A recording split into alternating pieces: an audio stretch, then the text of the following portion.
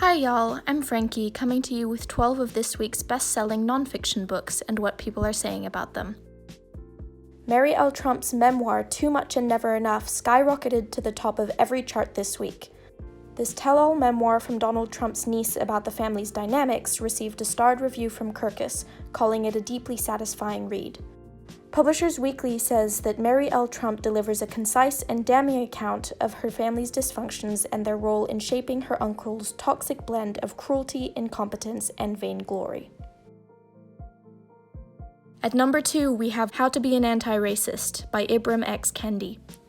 This is a primer for creating a more just and equitable society through identifying and opposing racism. Kirkus Reviews says that it is not an easy read, but an essential one, with Publishers Weekly describing it as powerful and thoughtful. Number 3, White Fragility by Robin DiAngelo, which is a cultural analysis of what causes defensive moves by white people and how this inhibits cross-racial dialogue. Publishers Weekly called this book impressive in its scope and complexity, but seriously folks, this book is not worth your time if you're looking for something to read to help you better understand the current Black Lives Matter protests. There are mountains of other books out there that provide much deeper insight into what's going on, some of which are further down this bestseller list. So, take your pick. In my opinion, White Fragility is not the book to read in this moment. And I'm going to leave some critiques of this book linked down in the description below.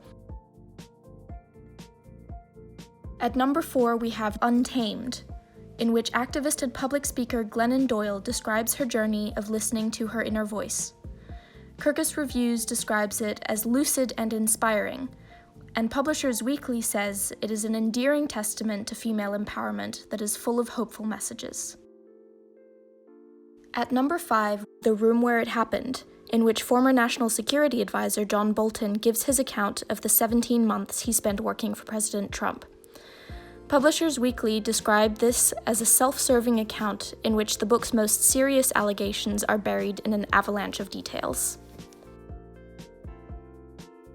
Number 6, So You Want to Talk About Race by Ijeoma Oluo, which looks at the contemporary racial landscape of the United States.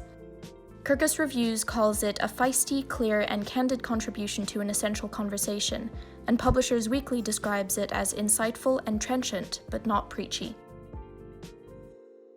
Number 7, The Color of Law by Richard Rothstein. This book examines how the government caused residential segregation through racial zoning and other systemic practices. Publishers Weekly called it comprehensive and engrossing, and Kirkus Reviews describes it as an informed, important exposé, while calling for the inclusion of more individual case histories in the book. At number 8, we have Begin Again by Eddie S. Glaude, Jr. This is a study of how the life and work of James Baldwin continues to be relevant today. According to Kirkus Reviews, it is a penetrating demonstration of how truth does not die with the one who spoke it. Publishers Weekly says it is an effective and impassioned case to remain committed to building a genuine democratic community where we all can flourish. Number 9, Between the World and Me by Ta-Nehisi Coates. This is a meditation on race in America, framed as a letter to the author's teenage son. Kirkus Reviews calls it moving, eloquent, and potent, and Publishers Weekly adds that it is an immense, multifaceted work that will be hailed as a classic, giving it a starred review. Number 10, The Splendid and the Vile by Erik Larson, which is an examination of the leadership of Prime Minister Winston Churchill. Kirkus gave it a starred review, calling it a captivating history of Churchill's heroic first year as British Prime Minister, with more than the usual emphasis on his intimates. Publishers Weekly also gave it a starred review, describing this character-driven account of Churchill's leadership as vivid and propulsive. I want to try to add some balance here. Churchill, the heroic World War II leader, is a story that's been told countless times. I think there's some room for that, but it's also important that people know that he didn't extend his belief in democracy and freedom beyond white Europeans.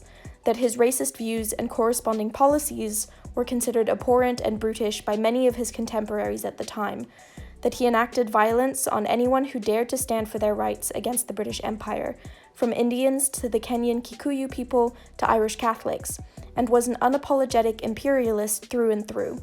I've linked to an article below that does a good job of discussing these less-known aspects of his legacy. Number 11, Me and White Supremacy by Layla F. Saad, which is an exploration of ways to understand and possibly counteract white privilege. Kirkus Reviews calls it a bracing, highly useful activist program for confronting white privilege and dismantling white supremacy. Number 12, Breath by James Nestor. This is a re-examination of a basic biological function and a look at the science behind ancient breathing practices. Nestor argues that proper breathing is an important component of preventative health maintenance. Kirkus Reviews calls it a readable treatise on improving the way we breathe, and Publishers Weekly describes it as fascinating.